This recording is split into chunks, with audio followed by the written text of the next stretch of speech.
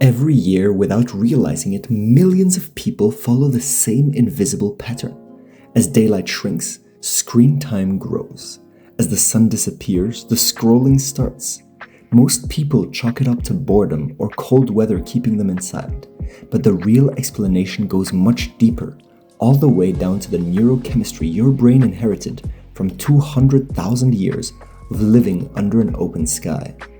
Your brain runs on a chemical called serotonin, the neurotransmitter most closely associated with mood stability, patience, and a quiet sense of well-being.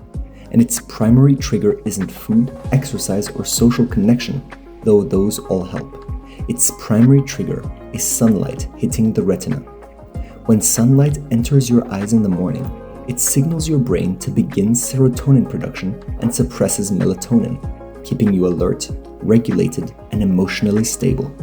This system evolved over millennia of outdoor human life, where light exposure was automatic, abundant, and constant. But modern life broke that contract. The average adult now spends over 90% of their time indoors. In winter months at northern latitudes, many people commute to work before sunrise and leave after sunset, going entire days without meaningful natural light exposure.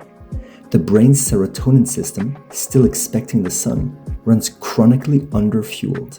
The result is low-grade mood instability, restlessness, and a nagging hunger for stimulation that most people can't name, but everyone recognizes. This is precisely where social media steps in, and it's not an accident. These platforms aren't selling you content. They're selling your brain a dopamine substitute.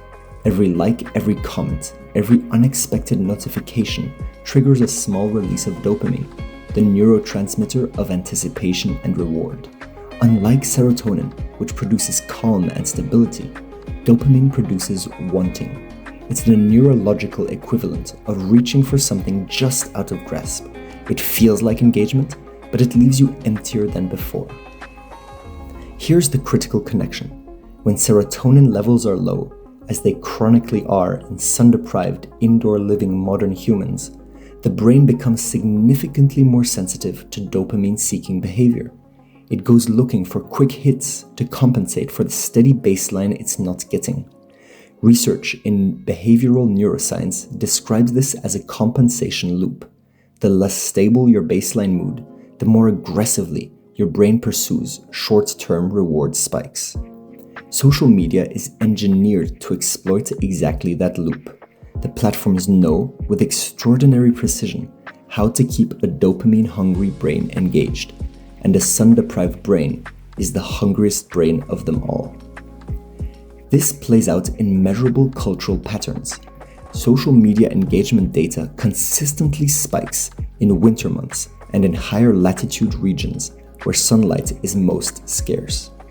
Scandinavian countries, despite high living standards and strong social infrastructure, report some of the world's highest rates of seasonal affective disorder and among the highest per capita social media usage during winter months. And this correlation isn't coincidental. More broadly, the modern indoor lifestyle has created entire populations of people whose nervous systems are perpetually in a mild deficit state. Not quite depressed, not quite anxious, but chronically under-resourced.